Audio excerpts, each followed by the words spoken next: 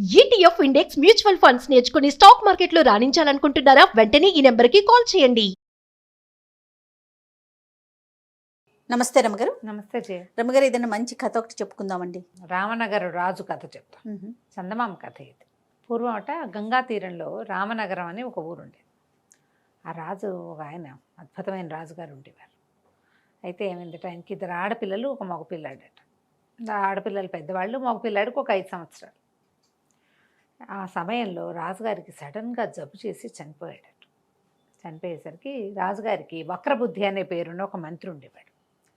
అతను ఏమనుకున్నాడంటే, ఈ పిల్లల్ని కనుక తప్పించేస్తే రాజ్యాంగం ఆయనకు అనారోగ్యంగా ఉండి ఇదంతా మన చేతిలోకి వచ్చింది, మొత్తం నొక్కేయచ్చు అనుకున్నాడు. నొక్కేయచ్చు అనుకుని రాణిగారు పిల్లవాడి కన్నా పుట్టినప్పుడే పోయారు. ఇక ఎవరో అడ్డంకి అక్కడ పిల్లల్ని ఖైదు చేసేసి ఆడపిల్లల్ని కడతెరిచేసాడు.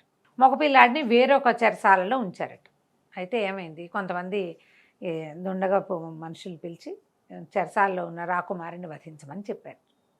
అయితే ఈ చెరసాలలోకి వెళ్ళిన వాళ్ళకి పిల్లవాడు వెలుగు, శరీరం నుంచి ఒక వెలుగు వస్తున్నట్టు కనపడిందట. చక్రవర్తి లక్షణాలు ఉన్నాయి వాడికి. రాత్రిపూట వాడి శరీరం చీకట్లో వెలుగు వస్తుంది అతని శరీరంలోంచి. హడిలిపోయి ఏదో దైవత్వం ఉంది పిల్లాడిలో అని వాళ్ళు ఆ నలుగురు వీళ్ళు కటారి వాళ్ళు వెనక్కి వచ్చేసారు. బాబోయ్, మా వల్ల కాదు, ఏదైనా పాపం వస్తుందేమో, మేము ఈ పని చేయలేమంటే, సరే ఏం చేశాడు, ఇలా చంపకూడదు ఇక్కడ, ఈ ఊళ్ళో ఎవరితోటి చంపించినా వీళ్ళు ఎవరో ఒకళ్ళకి చెప్తారు. అందుకని ఏం చేశాడట, ఒక నిరుపేదైన ఒక వ్యక్తిని పట్టాడు. ఆయన సుమంత్రుడట అతని పేరు.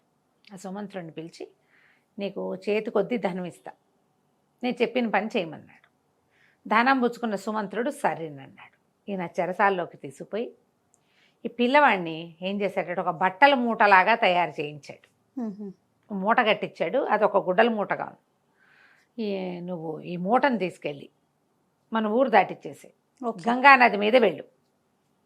ఇక్కడికి బాగా దూరం వెళ్ళిపోయాక ఈ మూటకు ఒక రాయి కట్టి నీటిలో వదిలిపెట్టమన్నాడు.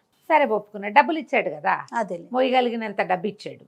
సరే ఏం చేశాడు, ఈ బట్టల మూటని భుజాన్ని వేసుకుంటే, ఇట్లా భుజాన్ని వేసుకునేసరికి ఆ లోపల మనిషి ఉన్నట్టు తెలిసింది సుమంత్రుడికి. మామూలు బట్టల మూటలు ఎట్టా ఉంటాయి, మనిషి లోపల ఒక పిల్లాడు, ఒక 5 ఏళ్ల పిల్లవాడు అంటే వాడి కాలు చెయ్యి ఇన్నున్నాయా, అక్కడి నుంచి వెనక్కి వేసుకునేసరికి వాడి శ్వాస తెలుస్తోంది ఇతనికి. భుజం మీద వేసుకున్నప్పుడు పిల్లవాడు గాలి పీలుస్తున్నాడు, గాలి వదులుతున్నాడు, వాడి లోపల నుంచి వచ్చే వెచ్చదనం తెలుస్తుందా? మనిషి వెచ్చదనం బట్ట వెచ్చదనానికి డిఫరెన్స్ ఉంది కదా పూర్తిగా. ఇతను ఎక్కడో తేడా ఉంది, పిల్ల ఎవరో ఉన్నారు ఇందులో అని చెప్పి ఏం చేశాడట, ఆ బట్టల మూట ముందు గంగా తీరానికి తీసుకెళ్ళకుండా ఇంటికి తీసుకుపోయాడు. ఆ సుమంత్రుడికి ఎప్పుడో వివాహం అయింది, సంతానం లేదు, పేదవాడు కూడా. ఇంటికెళ్ళి బట్టల మూట కూడా తీసేసరికి ఒక 5-6 సంవత్సరాల ముద్దుగా ముచ్చటగా మెరిసిపోతున్న పిల్లవాడు కనపడ్డాడు. అత్త భార్య ఆశ్చర్యపోయింది, బంగారు తండ్రి, వాడు చంపేస్తాడో ఏమిటో, ఎంత బాగున్నాడో పిల్లవాడు, పిల్లాడిని పెంచుకుందాము, ఇక్కడి నుంచి లేచక్క పదం, ఇక్కడ ఉండద్దు. అతనికి కూడా ఇది కరెక్టేననిపించింది. ఏం చేశాడు, పిల్లాడిని భార్యకి అప్పచెప్పి పంపించేసి ఇందులో ఇంకా కొన్ని వాళ్ళు తమ ఇంట్లో ఉన్న పాత బట్టలన్నీ వేసి ఆ మూట మోసుకెళ్తున్నట్టు ఊళ్ళో వాళ్ళకి సినిమా ఇచ్చాడు. మోసుకెళ్ళాడు, గంగా తీరంలో ఒక పడవెక్కాడు. అందరూ చూశారు. ఇతను వెళ్ళాడా లేదా అనేది ఆనుపాను తెలిసిపోయింది. భార్య ఏం చేసింది, వేరే వేరే చుట్టాల ఇళ్ళు మారుతూ పిల్లాన్ని తన దారిని తను కాశీనగరానికి తీసుకెళ్ళిపోయింది, వేరే చోటకి తీసుకుపోయింది. ఇతను ఏం చేశాడు, గంగానది మీద పడవలో ప్రయాణం చేసి ఇవి పాత బట్టలు అని వాళ్ళకి చెప్పాడు. ఒక రాయి మూట కట్టి అందులో పడేశాడు. ఇది అబ్జర్వ్ చేశారు సైనికులు. పిల్లవాడిని చంపేశాడు అనుకున్నారు, నిశ్శబ్దంగా ఊరుకున్నారు. రాజుగారు ఏం చెప్పాడు, పిల్లాడని చెప్పలే వాళ్ళకి. ఒక మూట పుచ్చుకొని ఒకడు వెళ్తాడు, ఆ మూట నీటిలో పడేశాడో లేదో కనుక్కోండి. ఓకే, నీటిలో పడేశాడు. మధ్యలో వాళ్ళ ఇంటికి మూట వెళ్ళింది, మూట విప్పి పిల్లాడు బయటకు వచ్చాడు అనే సంగతి ఎవ్వరికీ తెలియలే. అంతే. అక్కడి నుంచి ఏమైంది, సుమంత్రుడు కూడా తనకి ఇచ్చిన డబ్బంతా పట్టుకుని కాశీనగరానికి వెళ్ళిపోయాడు. పిల్లవాడి పేరు ప్రమదుడు, రాకుమారుడి పేరు. ప్రమదుడు అని పేరు ఉంచకుండా కుముదుడుగా పేరు మార్చి సరే ఇతను ఏదో కొంత డబ్బులు తెచ్చుకున్నాడుగా, పెద్ద ఘనమైన సంపాదనగా లేకపోయినా కూడా పిల్లవాడిని చక్కగా పెంచుకున్నారు. పెరుగుతూ ఉంటే పిల్లవాడికి చక్కటి ఆజానుబాహువుగా తయారయ్యాడు. తర్వాత ఇతనికి మల్ల యుద్ధం అన్నా వంట అన్నా మహా ఇష్టం అంట పిల్లడికి. ఆ సమీపంలో ఉన్న ఒక అఖాడాకి వెళ్తూ మల్ల యుద్ధం నేర్చుకున్నాడు. సహజంగా రాకుమారుడు క్షత్ర తేజస్సు కొంత ఉంటుంది కదా, వాళ్ళ ఇంట్లో ఉన్న పద్ధతుల ప్రకారం వాడు కొంచెం బలశాలిగా తయారయ్యాడు. ఎడం చేత్తో వంట చేసేవాట, నలుడు భీముడు లాగా. ఎంత వంట చేసేవాడు, ఎంత బాగా చేసేవాడు. ఏదైనా ఫంక్షన్స్ ఉన్నాయి అంటే అందరూ పెళ్ళిళ్ళకి పేరెంటాలకి వంట పై ఎత్తు నుండి చూడడానికి ఈ అబ్బాయినే పిలుచుకుంటూ ఉండేవాళ్ళు. అయితే కాశీనగరానికి రాజుగారు లేరుట ఆ కాలంలో, రాజకుమార్తె మాత్రం ఉంది. రాజుగారు మరణిస్తే ఒక సంరక్షకుడిని పెట్టారు. గజవర్మ అనే సైన్యాధిపతిని సంరక్షకుడుగా పెట్టి రాకుమార్తెకి వివాహ యోగ్యమైన వయసు వచ్చాక పెళ్లి చేసి, ఆ ఏ రాకుమారుడైతే పెళ్లి చేసుకుంటాడో అతనే రాజయ్యేలాగా శాసనం చేసి పెట్టి వెళ్ళారు. ఈ గజవర్మ చక్కగా పిల్లని చూసుకునేవాడు, ఊరు రాజ్యం అంతా నడిపేవాడు. అయితే ఏంటంటే ఎప్పటికప్పుడు ఏటా అక్కడ బోల్డ్ అన్ని పోటీలు జరిగేవట. ఇప్పుడు కూడా మనం చూస్తాంగా కాంపిటీషన్స్. రకరకాల ఊళ్ళ నుంచి వచ్చేవాళ్ళు. ఇక్కడికి ఈయనకి గజవర్మకి చాలా మల్ల యుద్ధాలు అవి అంటే మంచి ప్రీతి. రకరకాల ఆటల పోటీలు, యుద్ధ క్రీడల పోటీలు పెట్టి అందులో గెలిచిన వాళ్ళకి తమ ఆస్థానంలో పదవులు ఇచ్చేవాళ్ళు, లేకపోతే బహుమతులు ఇచ్చి పంపేవాళ్ళు. పై ఊళ్ళ వాళ్ళైతే సైన్యం పెంచుకునేందుకు అదొక విధానంగా ఉండేది ఆ రోజుల్లో. సరే, ఒక మల్ల యుద్ధం పోటీలు జరిగినాయి. ఆ పోటీకి రాకుమార్తె కూడా హాజరైంది. ఆవిడ కూడా చూస్తోంది. రెజ్లింగ్ చూస్తారు కదా, స్పెక్టేటర్షిప్ అందరికీ ఆసక్తిగానే ఉంటుంది. అయితే ఏమైంది, అప్పుడు మల్ల యోధులు మంచి మంచి పెద్ద పెద్ద వాళ్ళు వచ్చారు. వస్తే ఈ కాశీనగరంలో ఉన్న వాళ్ళంతా ఓడిపోయారు బయట నుంచి వచ్చిన వాళ్ళతో. సరే, ఎవరైనా ఉన్నారా వీడిని ఓడించగలిగిన వాళ్ళు, లేకపోతే ఇన్నాళ్ళు మన రాజ్యంలో ఉన్న ఈ మల్ల యుద్ధుల పథకం బయట ఊరికి వెళ్ళిపోతుందని ఈయన చాటింపు వేయించాడు. సరే, మన కుముదుడు ఉన్నాడు కదా, ప్రమదుడు పేరు మార్చుకున్న రాకుమారుడు, ఈ కుముదుడు అన్నవాడు ఇక్కడికి వచ్చాడు. వచ్చి చక్క గోచి బిగించి గోదాలోకి దిగాడు. మళ్ళీ ఇంత మంచి పోటాపోటీగా జరిగింది. రాకుమార్తెకి మనసు వెళ్ళిపోయింది కుముదుడి మీద. కుర్రవాడు 20-22 సంవత్సరాల వాడు, చాలా అందంగా ఉన్నాడు, మంచి బలశాలిగా ఉన్నాడు, పోరాట పటిమ కలిగిన వాడు. సహజంగా 16-17 ఏళ్ళ ఆడపిల్లలకి అందంగా ఉన్న అబ్బాయిల మీద దృష్టి నిలుస్తుంది, న్యాచురల్ కదా. ఈ అబ్బాయి ఎట్లాగైనా గెలవాలని కోరుకుంది అమ్మాయి. చివరికి ఇతను గెలిచాడు. గెలిచేసరికల్లా సరే పథకం ఇచ్చాడు. బాబు ఏమిటి నాయన నీ సంగతి ఏమిటంటే, ఆ పేరు కుముదుడండి అని చెప్పాడు. ఆస్థానం మల్ల యోధుడిగా ఉండమంటే, లేదండి ఇది నేను సరదాగా నేర్చుకున్నా, నేను వంటవాడిని, ఇది నాకు ప్రవృత్తి కాదు, వృత్తి కాదు, నేను దాన్ని వృత్తిగా స్వీకరించట్లేదు, ఏదో పోటీ ఉందని వచ్చాను అంతేనన్నాడు. సరే, ఆస్థానంలో ఉండమన్నారు. ఆస్థానానికి రోజు తిరిగేవాడు. సడన్గా ఈయనకి ఏమనిపించింది, రాకుమార్తెకి ఈ కుర్రాడి మీద ఆసక్తిగా ఉంది. అతని చుట్టూతా తిరుగుతున్నట్టు అర్థమైంది. ఓ పని చేస్తే ఎట్లా ఉంటుంది, ఈ రాకుమార్తెని వంటల వాడు మల్లయోధుడు కానని చెప్పాడు ఓ పబ్లిక్గా, వంటవాడికి ఇచ్చి పెళ్లి చేసేస్తే రాకుమార్తెకి పెళ్ళి అయిపోతుంది. వంటవాడికి రాజార్హత లేదు ఆ కాలంలో. వంటలు చేసుకునేవాడు రాజు అవడానికి వీలు లేదు. ఆ పాయింట్ మీద పెట్టి రాజ్యం తనే కొట్టేయచ్చు అనుకున్నాడు. కొట్టేయచ్చు అనుకుని సరే రాజకుమార్తెని కనుక్కుని, అమ్మ అబ్బాయిని పెళ్లి చేసుకుంటావంటే చేసుకుంటాను. ఆ అమ్మాయి ఉద్దేశం ఏంటి, నన్ను ఎవడు చేసుకుంటే వాడే రాజు అని తను అనుకుంటుంది. అనుకుంది. అతని పద్ధతి తీరు అన్నీ నచ్చినాయి అమ్మాయికి. సరే, ఈ కుముదుడిని అడిగారు. అడిగితే చేసుకోవడానికి సిద్ధంగా ఉన్నాడు. వాడి ప్లాన్ వేరే ఉంది. అక్కడి నుంచి ఊళ్ళో అందరికీ గానా బజానగా చెప్పకుండా ప్రకటించాల పెళ్ళని, సింపుల్గా పెళ్లి చేసేశారు. పెళ్ళి అయిపోయింది. యువరాజుని ఇప్పుడు ఈ వంటవాడైనటువంటి కుముదుడిని దీంట్లోకి అంతఃపురంలోకి ప్రవేశపెట్టారు. రాజు రాణి అంటే ఈ అబ్బాయి అమ్మాయి ఇద్దరు ఏకాంతంగా ఉన్నప్పుడు అతను చెప్పాడనమాట, రాజకుమారి నువ్వు కంగారు పడకు, వంటవాడిని పెళ్లి చేసుకున్నానని బాధపడక్కర్లేదు, నేను రామనగరం రాజకుమారుడిని, అవకాశం కోసం చూస్తున్నాను.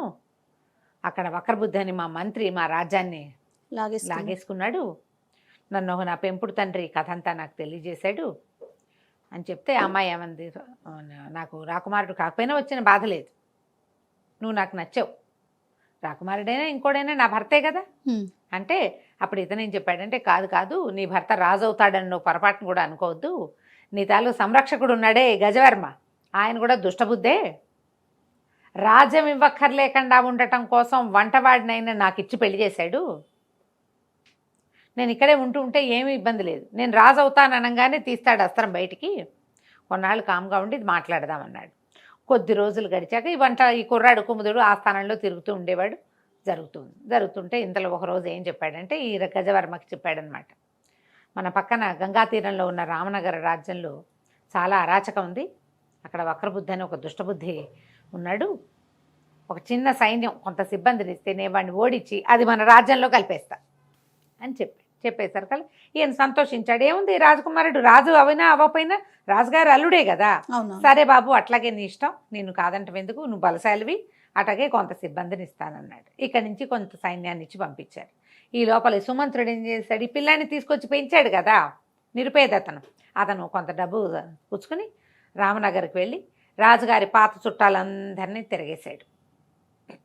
పాత సైన్యాధిపతులు, ఇది వరకు ఉన్న మంత్రులు, అధికారుల్లో కొంతమంది రాజుకు విధేయులుగా పాత రోజుల్లో ఉండేవాళ్ళు ఒక్కొక్కరిని కలిసి రాకుమారుడు బతికే ఉన్నాడని, ఎప్పుడో ఒకరోజు యుద్ధానికి రాబోతాడని చెప్పి అందరినీ తన వైపుకి తిప్పుకున్నాడు.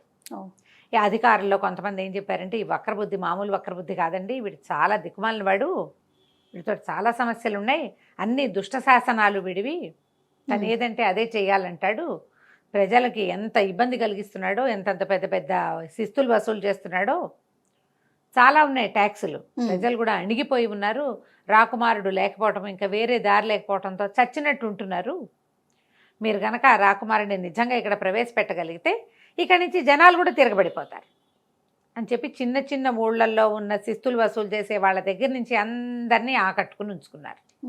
ఒక 2-3 నెలల్లో ఈ ప్రోగ్రాం అంతా తయారయ్యేసరికి మన రాజకుమారుడైన కుముదుడు ఏం చేశాడు, సైన్యాన్ని తీసుకుని వీళ్ళ మీదకి వచ్చాడు. జనమంతా అతని పక్షానే ఉన్నారు కదా.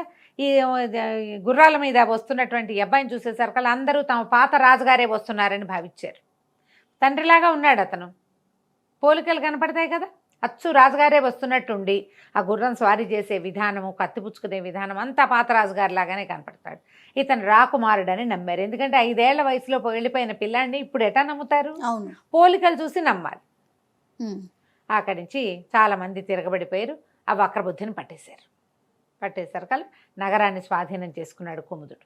స్వాధీనం చేసుకుని బహిరంగంగా వక్రబుద్ధికి శిక్ష విధించాడు. మరణశాసనం లిఖించి అతనికి మరణశిక్ష వేసిన తర్వాత ఇక్కడున్న శాసనాలన్నీ రద్దు చేసేశాడు. అధికారుల్లో పురాతనమైన అధికారులందరినీ మళ్ళీ పైకి తీసుకొచ్చి వాళ్ళందరికీ రాజ్యాన్ని అప్పచెప్పాడు. త్వరలో వస్తాను నేను, ఈ లోపల మీరు దీన్ని అరాచకం కాకుండా జాగ్రత్తగా చూసుకోండి అని తండ్రితో కలిసి మళ్ళీ వెళ్ళాడు. ఎప్పుడైతే ఈ రాజ్యం రామనగరు వశమైందని తెలిసిందో గజవర్మ చాలా సంతోషించాడు. ఇతను కుముదుడికి ఆహ్వానం పలకటాన్ని ముత్తైదుల్ని వాళ్ళని వెళ్ళి అంతా అరేంజ్ చేసి ఊరంతా పండగ చేశారు. మంచి హడావిడిగా పిలిచారు. సరే లోపల తీసుకొచ్చిన తర్వాత పెద్ద సభ చేర్చారు. ఆయన సింహాసనం మీద ఆయన కూర్చున్నాడు. అటు ఇటు 2 కుర్చీలు వేసి రాజకుమారిని రాకుమార్తెని అల్లుడు గారిని కూర్చోబెట్టాక పెద్ద ఘోషణగా చెప్పాడనమాట, రామనగరు మనకు వశమైంది, అది మన అల్లుడు గారి వల్లే కుదిరింది, నాయన రామనగర్ని వశం చేసుకుని వచ్చావు, నీకేం బహుమతి ఇవ్వాలి అని అడిగేసరికల్లా మన రాకుమారుడు లేచి నుంచున్నాడు.